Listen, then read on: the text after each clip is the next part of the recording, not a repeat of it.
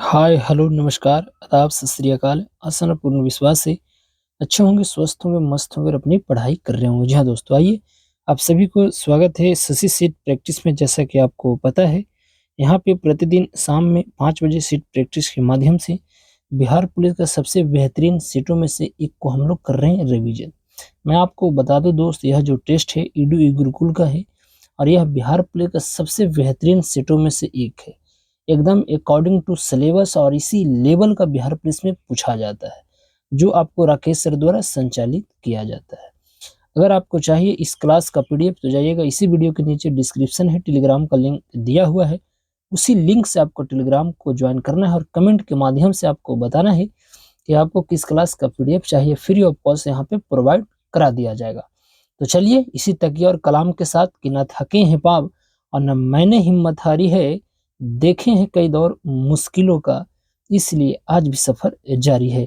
तो चलल जाओ अपनी सफर पर और देखल जाओ आज का पहला प्रश्न। पहला जो प्रश्न यहाँ पे इंग्लिश से पूछा गया है, इंग्लिश और मैथ का केवल हम आंसर बताएंगे, बाकी का उसको हम आपको डिटेल भी बता सकते हैं। तो पहला जो प्रश्न इसको आप बनाते हैं, तो इस प्रश्न का सही आंसर ऑप्शन नंबर ए वाला बिल्कुल एक सही हो जाएगा। दूसरा जो यहाँ पे प्रश्न पूछा जाता है, इस प्रश्न का सही आंसर ऑप्शन नंबर सी बिल्कुल सही है। तीसरा नंबर प्रश्न का जो सही आंसर होगा ऑप्शन नंबर बी वाला बिल्कुल सही है। 4 नंबर जो यहाँ पे प्रश्न पूछा जा रहा है, इस प्रश्न को आप बनाते हैं, इसका सही आंसर ऑप्शन नंबर बी बिल्कुल करेक्ट हो जाएगा। 5 नंबर जो प्रश्न है इसे आप बनाते हैं, तो इसका सही आंसर ऑप्शन नंबर डी बिल्कुल सही है। 6 नंबर जो प्रश्न है, इसका जो सही आंसर होगा ऑप्शन नंबर बी वाला बिल्कुल सही है। 7 नंबर जो यहाँ पे प्रश्न पूछा जा रहा है, इसका सही आंसर ऑप्शन नंबर सी बिल्कुल सही है। और 8 नंबर जो यहाँ पे प्रश्न पूछा जा रहा है, इसका सही अगर आंसर की हम बात करते हैं, तो ऑप्शन नंबर डी वाला बिल्कुल करेक्ट हो जाएगा। 9 नंबर जो यहाँ पे प्रश्न पूछा जा रहा है, मेरे मित्र सिनोनिम से आपको बताना है, इस प्रश्न का जो सही आंसर आएगा निकल कर ऑप्शन नंबर सी वाला बिल्कुल सही है। और 10 नंबर प्रश्न का जो सही आंसर है आपको ऑप्शन नंबर बी वाला बिल्कुल सही है। 11 नंबर प्रश्न जो है आपको बताना है, इसमें जो है मैथ से संबंधित है और इसका सही आंसर ऑप्शन नंबर ए वाला बिल्कुल करेक्ट हो जाएगा।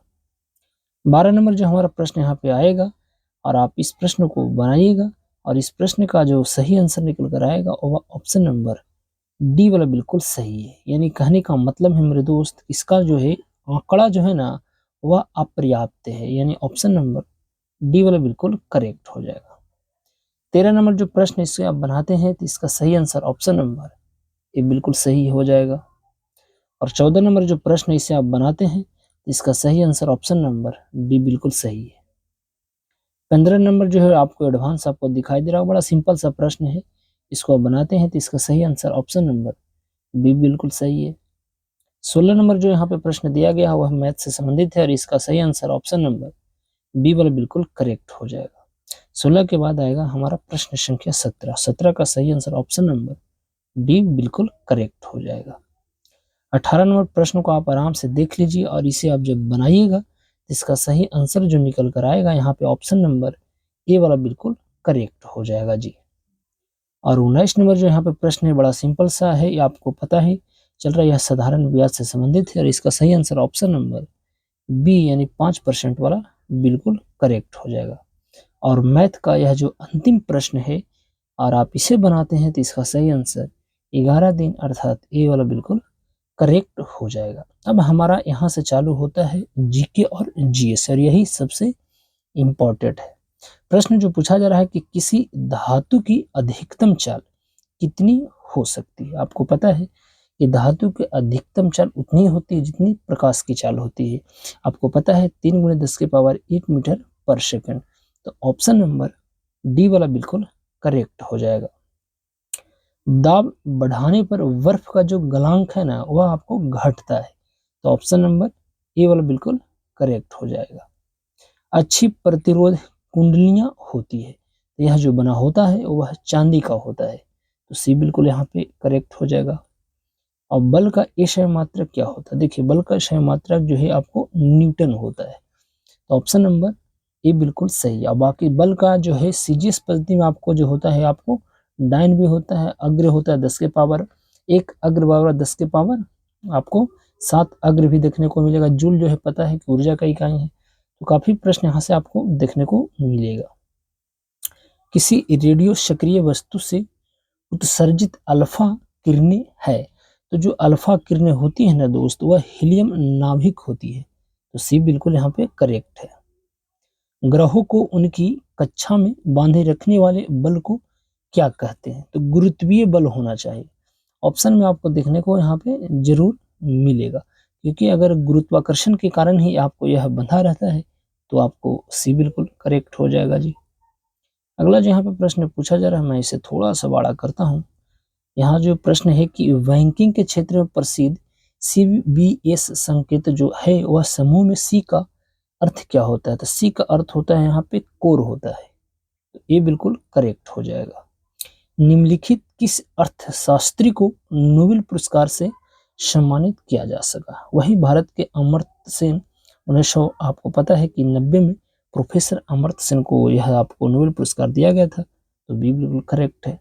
राज्य सरकार को सबसे अधिक राजस्व प्रदान करता है, तो यह जो है आपको बिक्री कर से आता है, तो ये वाला बिल्कुल करेक्ट हो जाएगा। क्षोभ मंडल की मोटाई बढ़ जाती है, तो देखिए क्षोभ मंडल आपको पता है कि मौसम संबंधी जितनी घटनाएं घटेगी वह क्षोभ मंडल में घटेगा, तो यह गर्मी के दिन में इसकी मोटाई जो है बढ़ जाता है, तो बी बिल्कुल सही हो जाएगा। भारत के संविधान निर्माताओं ने निम्न में कौन सा लक्षण जो है आपको अमेरिका के संविधान से ग्रहण किया था, तो देखिए अमेरिका से संविधान से जो लिया गया है न्यायिक समीक्षा, मौलिक अधिकार, सर्वोच्च न्यायालय के न्यायाधीशों को पद से हटाने की प्रक्रिया, यानी उपयुक्त सभी विकल्प इसका बिल्कुल करेक्ट हो जाएगा जी। अगला है कि भारतीय संस्कृति का स्वर्ण युग कहा जाता है, तो यह जो कहा जाता है गुप्त काल को, तो बी बिल्कुल करेक्ट हो जाएगा। निम्न में कौन अर्थशास्त्री राष्ट्रीय आय पर पुरोगामी कार्य किए थे, तो यह जो किए थे ना वह ऑप्शन नंबर 4 को जरा देखिए, BKR बीराव, यानी ऑप्शन नंबर डी वाला बिल्कुल करेक्ट है। एकाधिकार का अर्थ क्या होता है, बड़ा सिंपल सा प्रश्न है, इकोनॉमी से संबंधित है। एकाधिकार अर्थ होता है कि एकल विक्रेता, यानी बेचने वाला खुद ही एक ही हो, उसी को हम एकाधिकार कहते हैं, तो ऑप्शन नंबर सी बिल्कुल सही है। निम्न में किसने टका अथवा रुपया से अभिहित चांदी का मुद्रा का प्रवर्तन किया था, वही शेर शाह सूरी, जिसकी मकबरा बिहार के सासाराम में अवस्थित है, तो आपको ये वाला बिल्कुल सही है। यह प्रश्न तो न जाने कितना बार पूछा गया है बिहार पुलिस में, कि अंतर्राष्ट्रीय तिथि रेखा कौन सा है, तो 180 डिग्री पूर्वी देशांतर को हम अंतर्राष्ट्रीय तिथि रेखा कहते हैं, तो डी वाला बिल्कुल करेक्ट हो जाएगा। एक ही समय गुजरती धारा अनुभव करने वाली जगहों को जुड़ने वाली रेखाओं को क्या कहा जाता है, तो आइसोब्रोंट कहा जाता है, सी बिल्कुल करेक्ट हो जाएगा। निम्न में कौन सा देश संयुक्त राष्ट्र संघ के सुरक्षा परिषद का अस्थायी सदस्य नहीं, आपको पता है कि यूनाइटेड नेशन ऑर्गेनाइजेशन जिसकी स्थापना 24 अक्टूबर 1945 को किया गया था, आपको पता है कि इसका जो मुख्यालय है वह न्यूयॉर्क में है, न्यूयॉर्क पड़ता है अमेरिका में, जो हडसन नदी के किनारे अवस्थित है। इसमें अगर बात करते हैं तो 5 अस्थायी होता है और 10 अस्थायी होता है, तो जो पूछ रहा है स्पेन जो है इसमें आपको अस्थायी सदस्य नहीं है।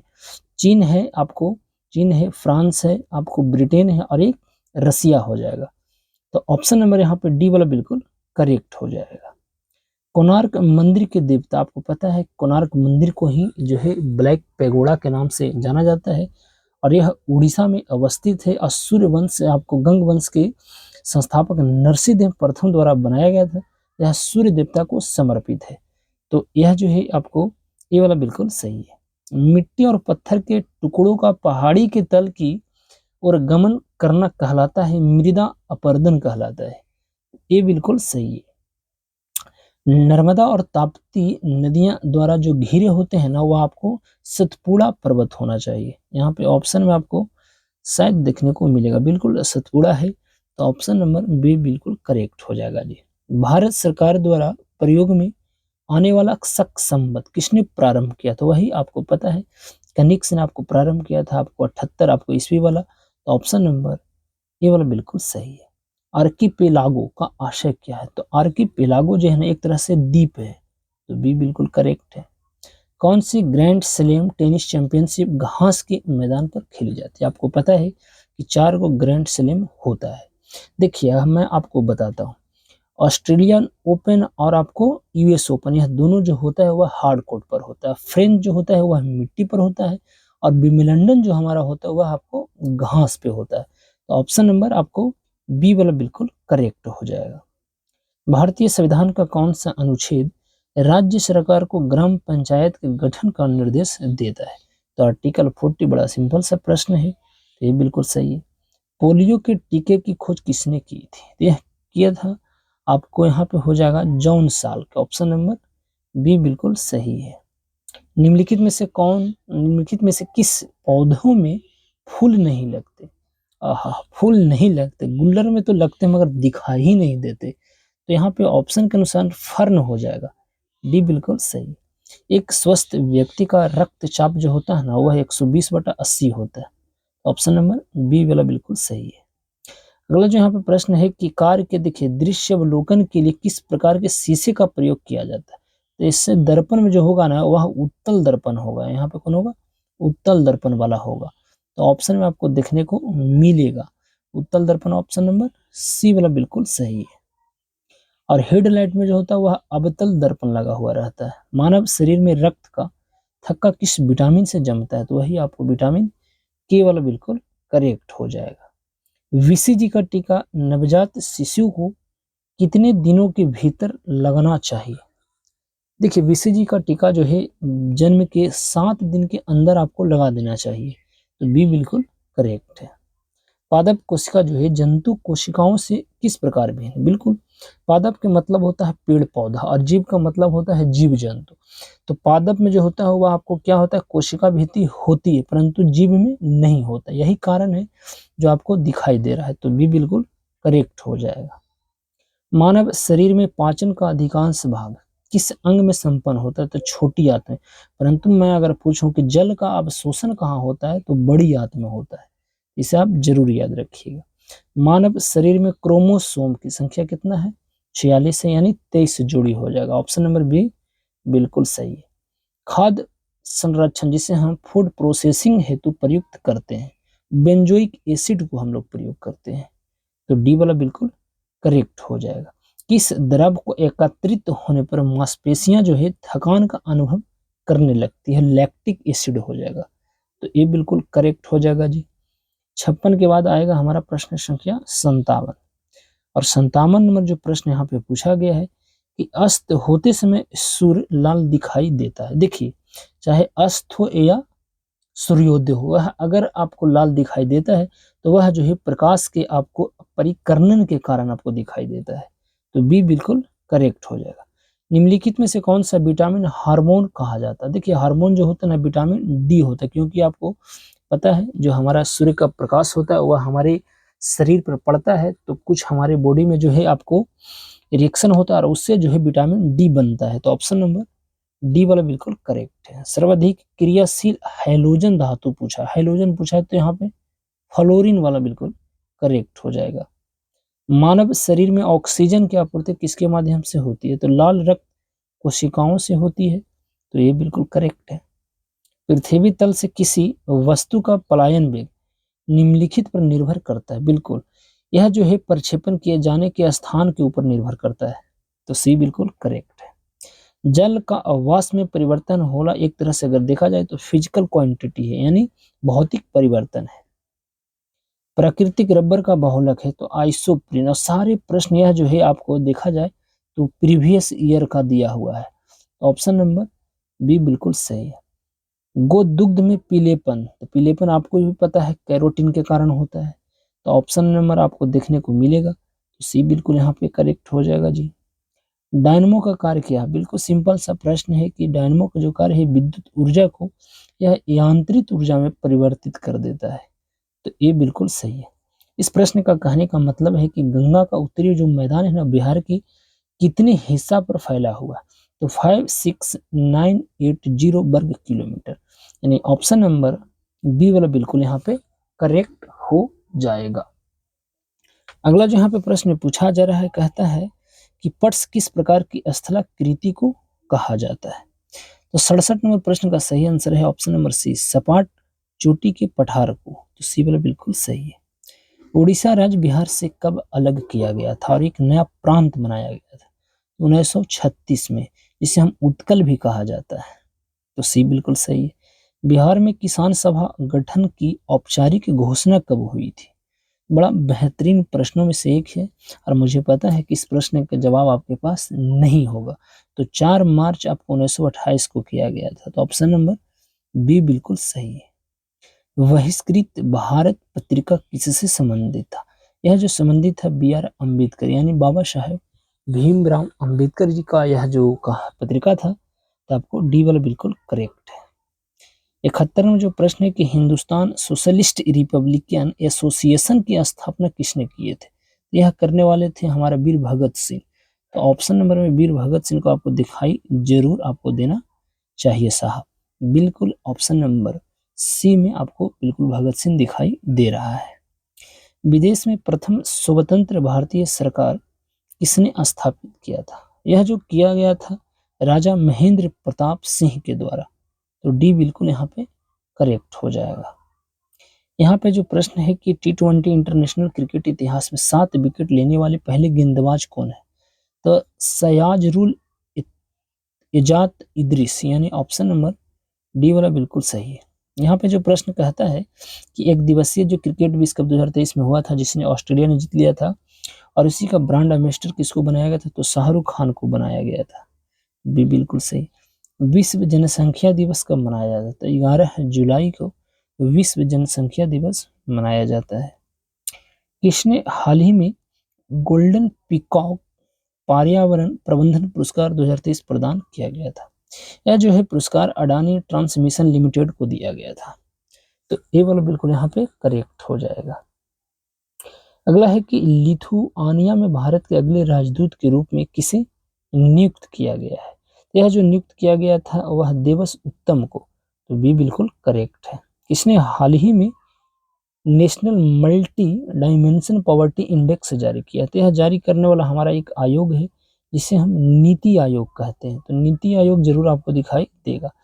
तो नीति आयोग ऑप्शन नंबर यहाँ पे बिल्कुल सही। आपको पता है कि national institute transformation of India इसका होता है 1 जनवरी 2015 का स्थापना किया गया था और नीति आयोग का जो अध्यक्ष होगा ना वह प्रधानमंत्री ही होंगे और उपाध्यक्ष के सुमनबेरी है और इसका जो सीईओ है वह आपको कौन है? BBR सुब्रमण्यम है।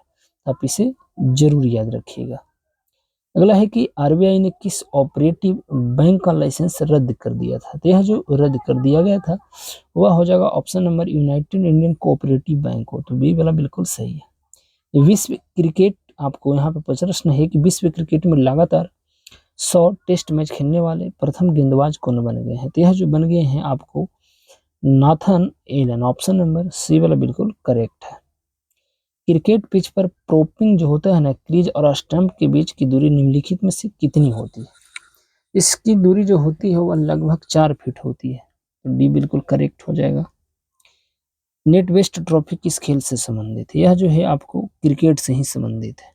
शब्द बोगी का संबंध किससे है?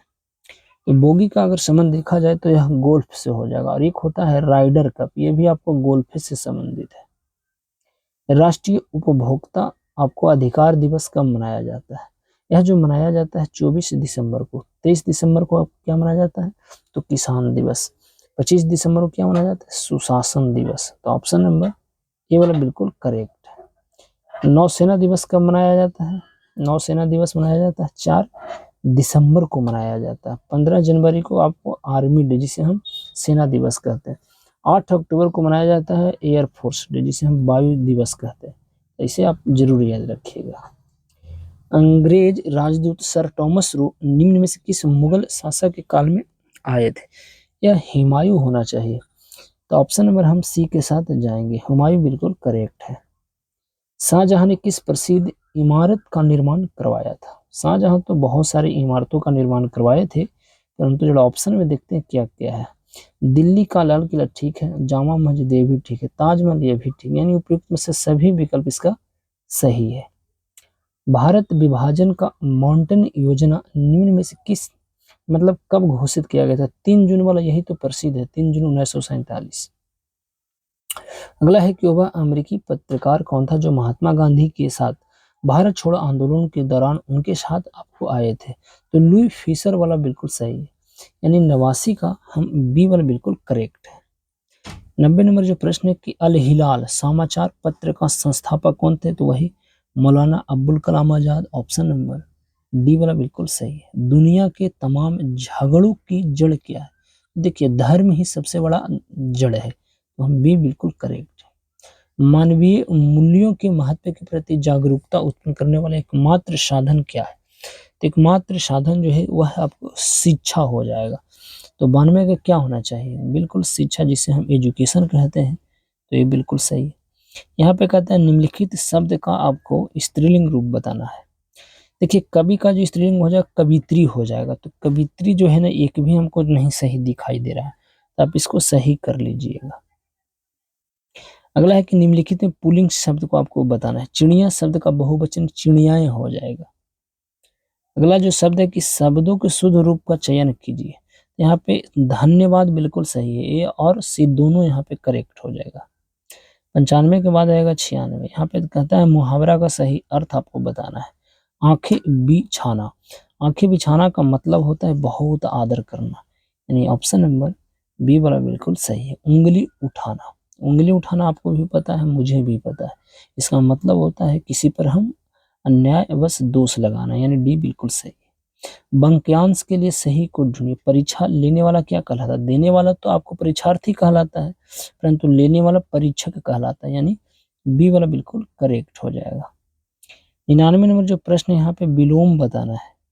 तो जय का क्या होना चाहिए, पराजय, अजय, विजय या पराधीन, बताइए। तो जय का जो होगा वह पराजय होगा, यानी ये बिल्कुल सही है। 100 नंबर प्रश्न का क्या होगा सही जवाब, ये मुझे भी नहीं पता, ठीक है। आप लोग जरा इसको आप देख लीजिएगा कहता क्या है, मुझे तो कुछ भी समझ में नहीं आया। तो चलिए यहाँ पे यह था सेट, आपको सेट कैसा लगता है कमेंट के माध्यम से आप हमें जरूर बताइए। और दोस्त बहुत मेहनत लगता है यार, शेयर वगैरह करा करो, ठीक है, नहीं तो मन नहीं करता है रिवीजन करवाने का। बहुत जल्द इसे हम छोड़ भी देंगे। तो चलिए यहीं पे देते हैं अपनी वाणी को देते हैं विराम और लेते हैं आपसे विदा इस वादे के साथ कि फिर मुलाकात होगी। जब तक के लिए आप सही से रहें, सलामत से रहें और अपनी पढ़ाई करते रहें। तो अब हमें दीजिए इजाज़त का, नमस्कार।